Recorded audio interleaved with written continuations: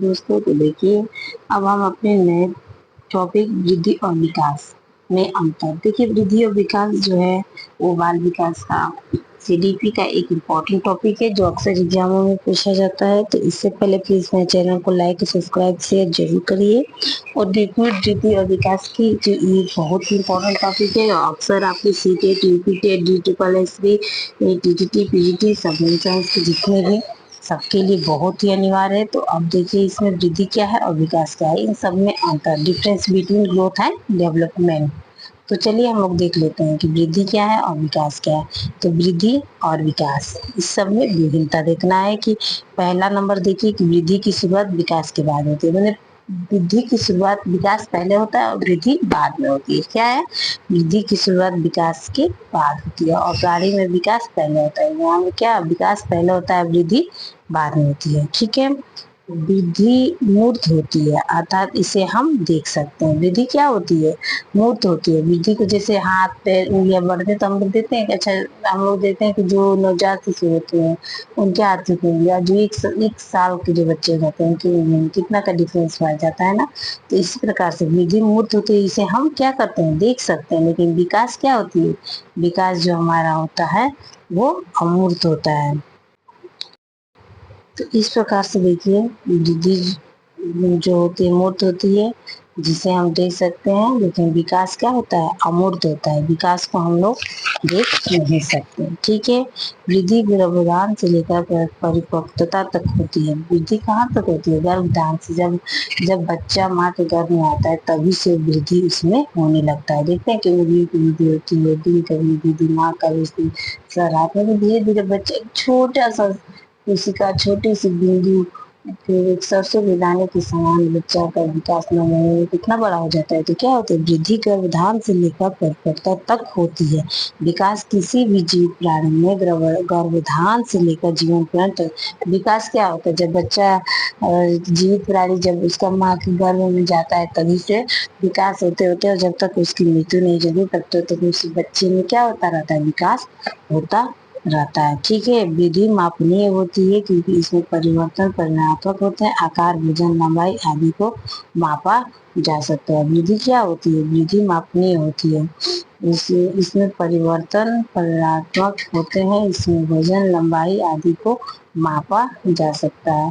लेकिन विकास जो है वो अमापनीय होती है क्योंकि इसमें परिवर्तन गुणात्मक होता है और वो अनुभव किया जा सकता है। तो इस प्रकार से देखिए, वृद्धि जो हमारा क्या है? वृद्धि मापनीय है। ठीक है। वृद्धि में हम क्या कर सकते हैं? इसमें परिवर्तन परिमाणात्मक होते हैं और आकार जो होता है, वजन, लंबाई आदि को हम क्या कर सकते हैं? माप सकते हैं। लेकिन जो विकास होता है अमापनीय, विकास परिवर्तन गुणात्मक होता है। ठीक है। और इसका अनुभव किया जाता है। विकास जो होता है उसका हम क्या कर सकते हैं? सिर्फ अनुभव ही नहीं कर सकते हैं कि हाँ विकास हुआ है। लेकिन वृद्धि को हम क्या कर सकते हैं? माप सकते हैं। कि विकास को मापा जा सकता है तो विकास को नहीं मापा जा सकता है। तो इस प्रकार से देखिए, वृद्धि में होने वाले परिवर्तन शारीरिक होते हैं, लेकिन विकास के अंतर्गत शारीरिक, मानसिक, सामाजिक, संवेदनात्मक परिवर्तन आते हैं। तो देखिए, वृद्धि में जो परिवर्तन होते हैं शारीरिक वृद्धि में क्या होता है? सिर्फ हाथ पैर, मतलब जो हमारे शरीर होती है उसमें वृद्धि होती है। लेकिन जब विकास होता है, विकास के अंदर शारीरिक, मानसिक, सामाजिक, संवेगात्मक सभी प्रकार के क्या होते हैं? परिवर्तन होते हैं। वृद्धि विकास का ही एक घटक होता है जो शरीर के विभिन्न अंगों के विभिन्न अवस्थाओं के दौरान एक निश्चित गति से होती है। वृद्धि निश्चित वृद्धि के बाद वृद्धि रुक जाती है और विकास की प्रक्रिया निश्चित समय अवधि सीमा के साथ चलती रहती है तथा एक निश्चित अवधि के बाद इनका संचय टूट जाता है। तो इसमें हो रहा है कि वृद्धि एक निश्चित के बाद वृद्धि, मतलब बच्चा जब बालक छोटा रहता है तो उसमें वृद्धि होते होते जब वो बड़ा पुरुष हो जाता है, एक समय आता है ना जब उसके हाथ पैर उंगलियां सब वृद्धि करना क्या हो जाता है? बंद कर देते हैं। लेकिन जो विकास होता है, विकास की निश्चित सीमा के साथ साथ वृद्धि के साथ साथ विकास हमेशा चलता ही रहता है, रुकता नहीं है। वृद्धि होने वाले परिवर्तन रचनात्मक होते हैं। वृद्धि में जो परिवर्तन होंगे वो क्या होंगे? रचनात्मक होते हैं। जबकि विकास में होने वाले परिवर्तन रचनात्मक और विनाशात्मक दोनों होते हैं। विकास में जो परिवर्तन जो होते हैं वो रचनात्मक और विनाशात्मक दोनों प्रकार के परिवर्तन होते हैं। देखिए, वृद्धि में होने वाले परिवर्तन मात्रात्मक होते हैं, क्योंकि विकास में होने वाले परिवर्तन क्या होते हैं, गुणात्मक होते हैं। वृद्धि में जो परिवर्तन होंगे वो मात्रात्मक होंगे, लेकिन जो विकास में परिवर्तन होंगे वो क्या होंगे, गुणात्मक होंगे।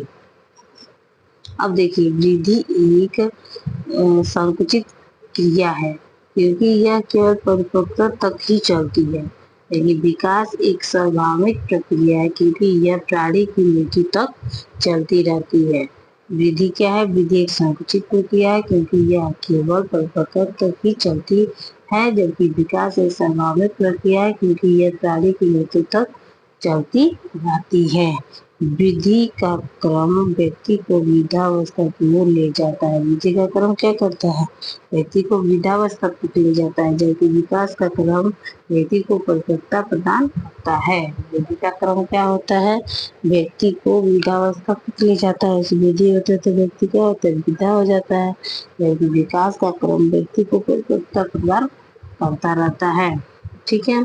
अब देखिए, गर्भकालीन अवस्था से लेकर किशोरावस्था तक वृद्धि की गति तीव्र होती है। कभी भी गर्भकालीन जो अवस्था से लेकर किशोरावस्था तक ही वृद्धि की गति होती है वो तीव्र होती है। ठीक है। बाद में धीमी हो जाती है और 18 से 20 वर्ष की आयु प्राप्त करते करते रुक जाती है वृद्धि।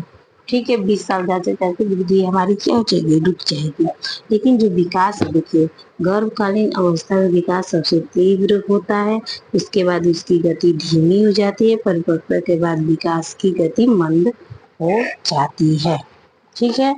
अब देखिए, वृद्धि से संरचनात्मक में परिवर्तनों का बोध होता है, लेकिन इसमें क्या होता है, अंगों के प्रकारों में परिवर्तनों का बोध होता है। विकास में वृद्धि से संरचना में परिवर्तनों का होता है, विकास के अंगों के प्रकारों में परिवर्तनों का होता है। वृद्धि एक साधारण प्रक्रिया है, क्योंकि विकास एक क्या है, जटिल प्रक्रिया है।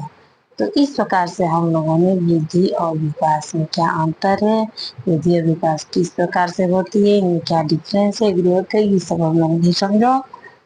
तो प्लीज़ मेरे चैनल को लाइक और सब्सक्राइब और शेयर जरूर करिए, और ये वीडियो आपके बाल विकास सीडीपी, ठीक है, चाइल्ड डेवलपमेंट, आपके बहुत सारे आगामी परीक्षाओं के लिए बहुत ही उपयोगी है। तो प्लीज़, धन्यवाद।